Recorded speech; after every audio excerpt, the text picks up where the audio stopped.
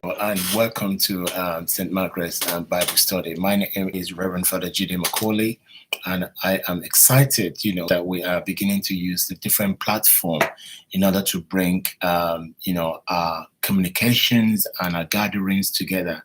This is obviously going to be one of many. Today, we are looking at a Bible study which focuses on the parable of the talents. The Bible reading is from Matthew 25, verse 14 to 30. But I do need you to pick up your Bible and read for yourself the story itself. It is important to understand those stories. And I think the other thing I also wanted to say is that it is okay to ask questions as well. So today, what we're going to do is that, once you have read your Bible, you can then continue with the study. So first is just looking at what would you do with your talents? We're all created by God and given a gift beyond the gift of life. Humans are generally creative and also have the ability to adapt in many situations. In the story of the parable of the talents, a number of issues came up for me. I need you again to read the Bible passage and make a note of what comes up for you.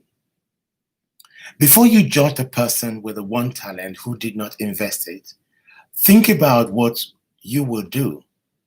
What is the character of the man or the master who gave out the talents?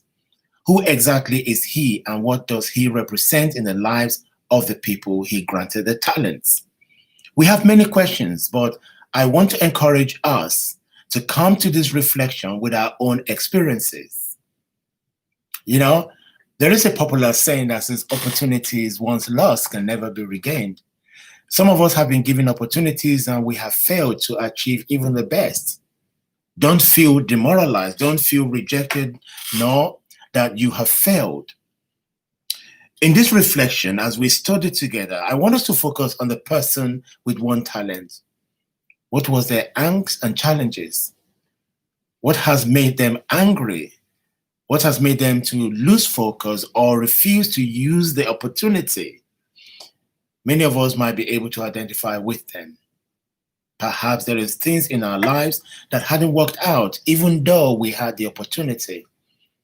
Many of us might have gone to university, but have not landed, the great job that we had always dreamt about.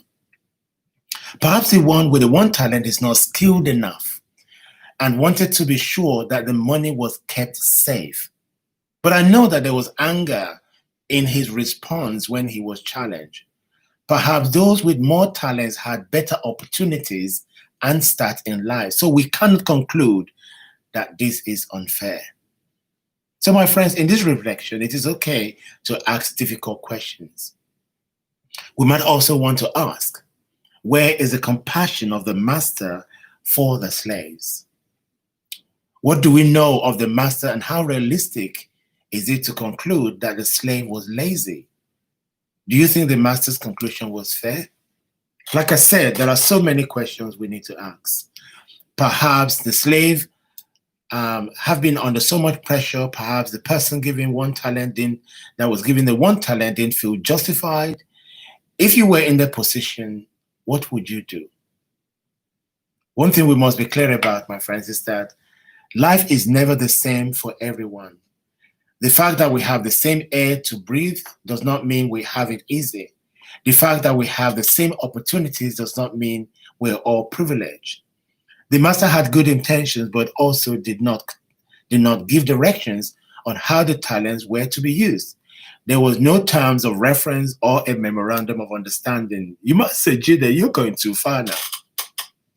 But let's open this up for consideration. Let's think about what this means for us in this time. Also, as many of you know, that I do like to talk about justice for all. In this Bible passage, the word slaves brings up many issues for me personally, particularly in a time where we are challenging prejudice against Black and people of color. We must always be mindful how we navigate biblical narratives, even when they are outdated and unhelpful. And I hope that this will, challenge you to read the passage and to study your Bible this weekend. God bless you as you do so. Take care.